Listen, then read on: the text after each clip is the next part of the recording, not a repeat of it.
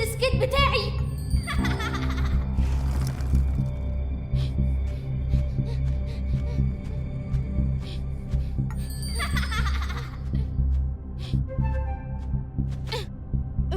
أنا أحق منك بالكاس ده.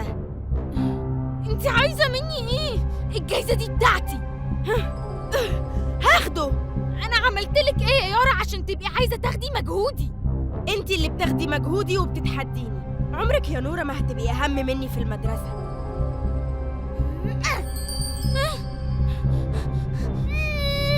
اديني الكاس. هديهولك بس على شرط.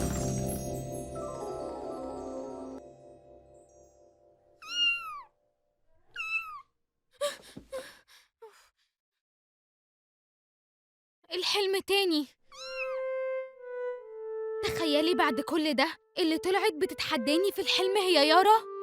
تفتكري ده معناه ايه؟ انا قلت كده برضو. المرة دي يا لوليتا نور هو اللي أخد الكاس وقال لي هديهولك بس بشرط. زمانه قاعد مفنجل عينه وبيخطط لي. يا ترى نور عايز مني ايه؟